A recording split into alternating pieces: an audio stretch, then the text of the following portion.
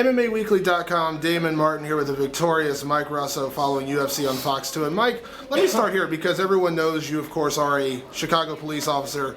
What did it mean to you to be able to fight in your hometown in front of this kind of audience for this kind of show? I mean, this was a dream come true. This is something I've dreamed about since I've got into the sport. And, I mean, it was just, it was awesome.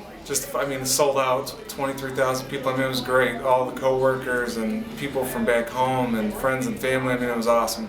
A lot of people talk about hometown fights. It's a great pleasure, but it's also a little extra pressure because you do have the crowd on your side and those expectations that come along with it.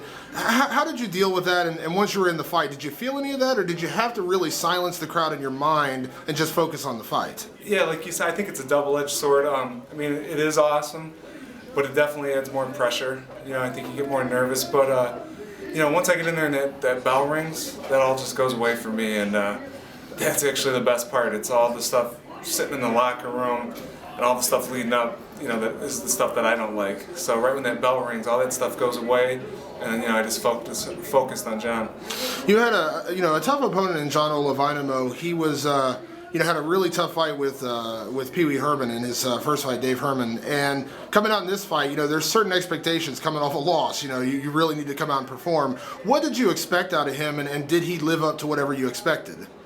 Yeah, John, I mean, I thought John was probably one of my toughest fights in the UFC just because of, he's a world champion submission guy, and, he came off a tough loss with Dave. I mean, I thought he did a good job with Dave, till the third round, and he was tough, real tough.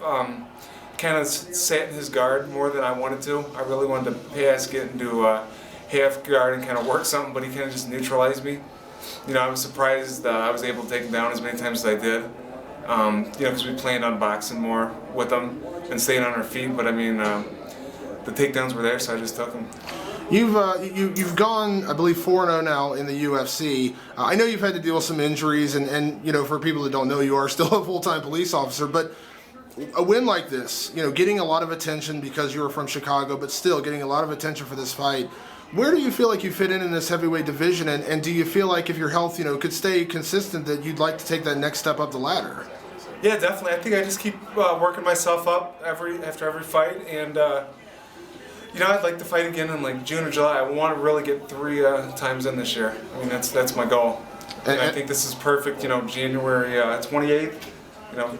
Start practice, in a week, and then kind of get back into it, man, and try to get something for June or July. And last question for all the police and everyone out there in Chicago. Just one last message to them, because I know it was really cool to have that support, and you got to probably just the craziness this week. It's probably nice to kind of get it over with, and obviously ending it with a victory. Oh, man, I can't even tell you how good it feels just to be done with that. I mean, this week is crazy. Like you said, being here in my hometown and with everything going on, yeah, I mean, now it's just relieved right now. I'm just happy.